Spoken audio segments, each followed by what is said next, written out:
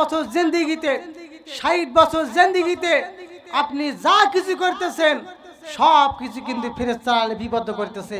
এই হিসাব একদিন আল্লাহর আদালতে দিতে হবে। কথা বলেন ঠিক কিনা?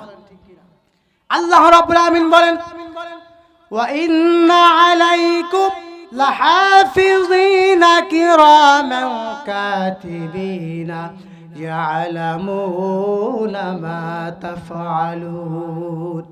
ওয়া ইন্না আলাইকুম লাহাফিযিন, প্রত্যেকটা মানুষের সাথে তত্ত্বাবধায়ক রয়েছে। কিরামান কাতিবিন, সম্মানিত লেখক বিন্দু।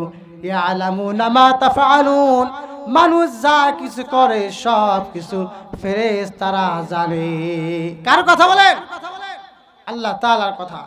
আল্লাহ তাআলা বলেন মানুষ যা কিছু করে সব কিছু ফেরেশতারা লিপিবদ্ধ করে। এই জন্য আমরা যা কিছু করব চিন্তা ভাবনা করে করার দরকার আছে না নাই বলেন? আল্লাহ তাআলা অন্য জায়গায় বলেন, ইয ইয়াতালাক্কাল মুতালাক্কিয়ানি আনিল ইয়ামিনি ওয়া আনিশ শিমালি কাঈদ। আল্লাহ তাআলা বলেন তোমরা স্মরণ রেখো, তোমাদের কাছে দুইজন ফেরেশতা তোমাদের ডানে বামে বসে তোমরা যা কিছু করো সব কিছু ফেরেশতারা লিপিবদ্ধ করে।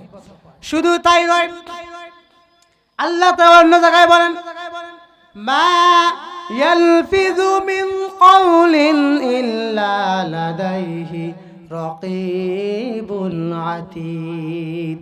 মানুষ এই জবান দ্বারা যে কথা উচ্চারণ করে ওই কথাটা নেওয়ার জন্য, লেখার জন্য ফেরেশতারা সদা সর্বদা তার কাছে রেডি হয়ে থাকে। মানুষের ভিতরে এই ভয় যদি থাকতো, আমি যদি এই রকম গুনাহ করি, আমি যদি জবান দিয়ে খারাপ বাক্য ব্যবহার করি, সাথে সাথে তো ফেরেশতারা লিপিবদ্ধ করবে। এই রকম ভয় যদি কারো অন্তরে থাকতো তাহলে ওই মানুষের দ্বারাই কখনো গুনাহ করা সম্ভব হতো না। কথা বলেন ঠিক কিনা? এই জন্য সম্মানিত হাজিরিন, সদা সর্বদা আল্লাহ তাআলাকে আমাদের ভয় করা দরকার আছে না নাই বলেন? আছে না নাই? আমরা যা কিছু করব সব কিছু কিন্তু ফেরেশতারা লিখবে।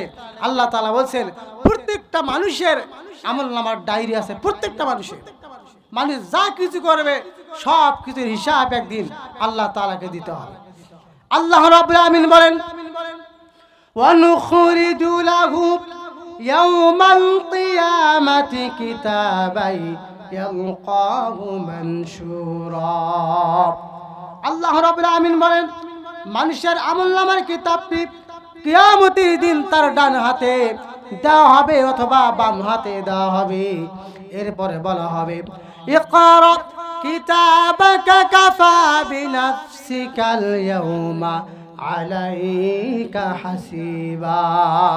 আমলনামার কিতাবটা দিয়ে বলবে, বান্দা তোমার 50 বছর হায়াত দিয়েছিলাম, 60 বছর হায়াত দিয়েছিলাম, 70 বছর হায়াত দিয়েছিলাম, 70 বছর ধরে তুমি কি কি করেছো সব কিছু এই কিতাবে লেখা আছে। আজকে তোমার কিতাবটা তুমি পড়ো, তোমার কিতাব পড়ার জন্য তুমি নিজে যথেষ্ট। বান্দা যখন, বান্দি যখন আমলনামার কিতাবটা দেখবে, সেখানে দেখবে ছোট বড় কোনো কিছুই বাদ যায় নাই। তখন তারা আফসোস করে বলবে, মালি হাযাল কিতাবি লা ইগাদির সগীরাতান ওয়ালা কাবীরাতান ইল্লা আহসাহা। তারা আফসোস করে বলবে, হায় হায় আমার কপাল, এ কেমন কিতাব যেখানে ছোট বড় কোনো কিছুই বাদ যায় নাই, সব কিছু লেখা আছে। তারা আফসোস করবে দুনিয়ার জমিনে যারা মিথ্যা কথা বলেছিল, কিয়ামতের দিন তারা মিথ্যা কথা বলবে। তারা বলবে, আল্লাহ কিতাবের ভিতরে যা কিছু লেখা আছে ফেরেশতারা অনেক কিছু মিথ্যা লিখেছে। যখন এই রকম কথা বলবে, আল্লাহ রাব্বুল আমিন সূরাতুল ইয়াসিনের 65 নম্বর আয়াতের ভিতরে বলেন, তখন তাদের আমি জবানখানা বন্ধ করে দিব। আল্লাহ তাআলা বলেন, আল ইয়াউমা নাখতিমু আলা আফওয়াহিহিম ওয়া তুকাল্লিমুনা আইদিহিম ওয়া তাশহাদু আরজুলুহুম বিমা কানু ইয়াকসিবুন। আল্লাহ তাআলা বলছেন যখন তারা মিথ্যা কথা বলবে তখন আমি আল্লাহ তাআলা তাদের জবানখানা বন্ধ করে দেব। আইদিহিম, তখন তাদের হাত আমার সাথে কথা বলবে। ওয়া তাশহাদু, এবং সাক্ষ্য দেবে। আরজুলুহুম, তাদের পা। বিমা কানু ইয়াকসিবুন, তারা দুনিয়াতে যা কিছু করেছিল সব কিছু তাদের হাত তাদের পা আমি আল্লাহকে বলে দিবে। আল্লাহু আকবার বলেন।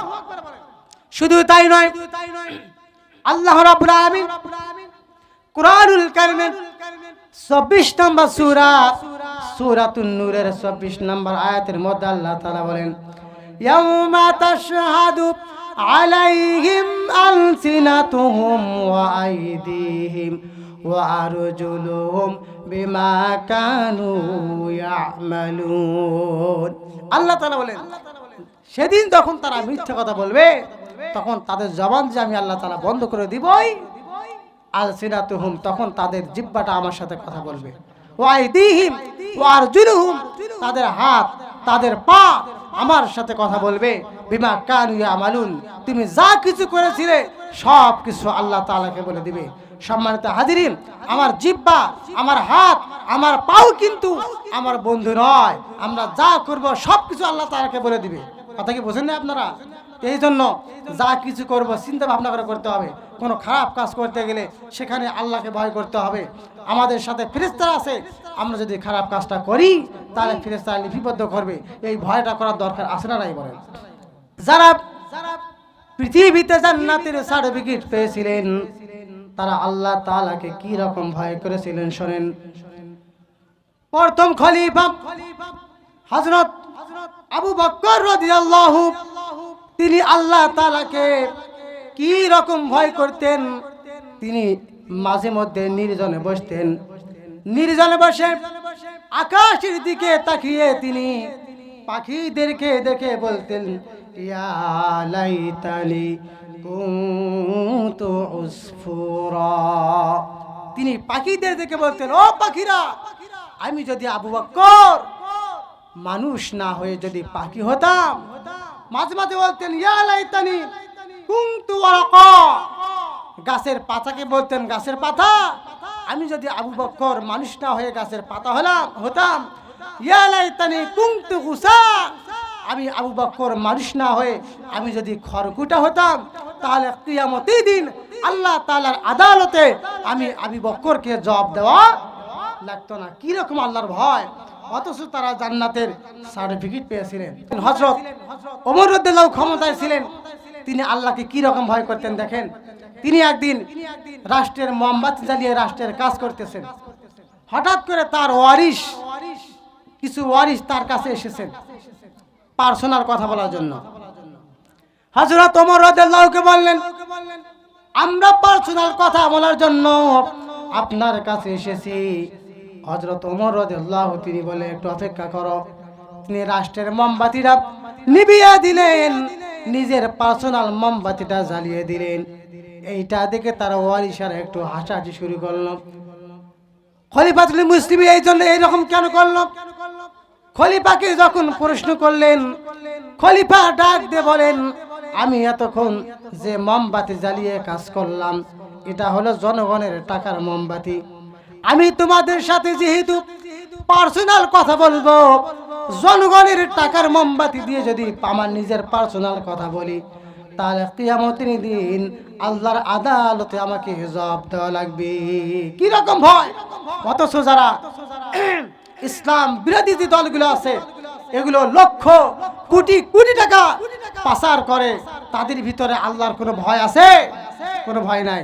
এই জন্য সম্মানিত হাজিরিন, যারা আল্লাহ তাআলাকে ভয় করে, যারা আল্লাহ তাআলার ভয়ে চলাফেরা করে, তাদেরকে আমাদের সমর্থন করা দরকার আছে না নাই বলেন?